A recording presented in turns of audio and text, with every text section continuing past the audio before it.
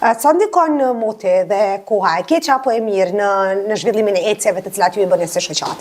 Sigurisht, ne paraprakisht i bëjmë njoftimet.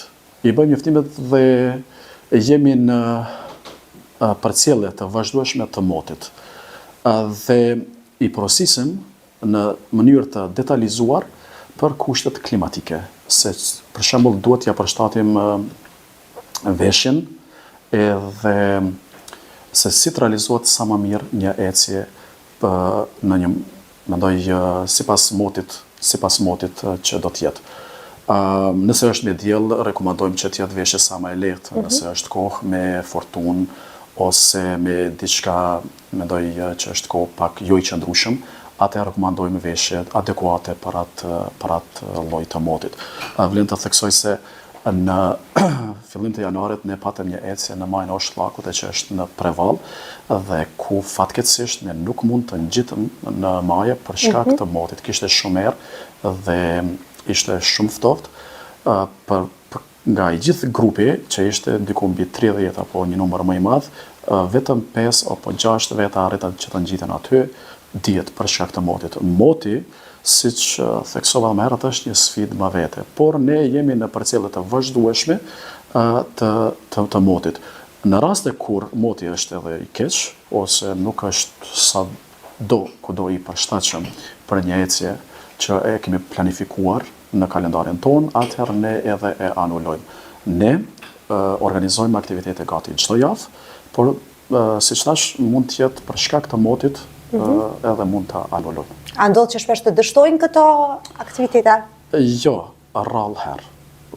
Mos të them, kemi në këto 2 vite aktivitete, ka ndodh 2 ose 3 herë që për shkak të motit të shtyhet apo të anulohet.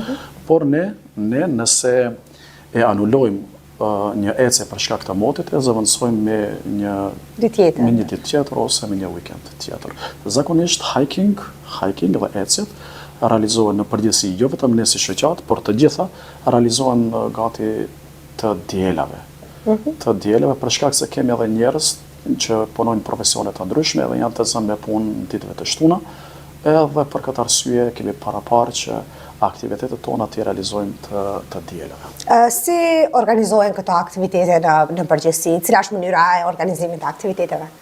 Mënyra e organizimit është, kjo është edhe një ndër sfidat, mund të them se më të mëdha.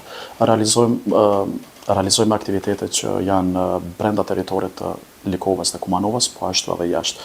Këto aktivitete që organizohen jashtë rajonit të Kumanovës, normalisht që janë pak edhe më të vështira për të organizu, sepse varet transporti, koha është më e gjatë, edhe pastaj çfarë tjetër të themi, janë për shembull maja më të vështira, maja më të larta, kërkon përgjegjësi dhe përgatitje më të mirë psikofizike. Ne vazhdimisht po kemi pjesëmarrës që na vinë edhe të ri dhe kjo është njëra ndër problematikat më të mëdha se na thonë që kemi ecë dhe pastaj na ndodh që në gjysmë të rrugës apo edhe në fillim të saj të hasim të kemi probleme të ndryshme me persona të caktuar që nuk janë të mirë përgatitur psikofizikisht. Vlen të përmendi një rast ku po planifikonim të shkojmë në majën e Titos në Sharr, në malin Sharr, dhe thash që vinë antarë të ndryshëm, mendoj pjesëmarrës të ndryshëm kemi në ecjet tona, dhe njëri ndër to sapo filluam, sapo e bëm kilometrën e parë dhe hasi në probleme shëndetësore dhe pastaj u desh që të marrim masa për kujdesin e tij.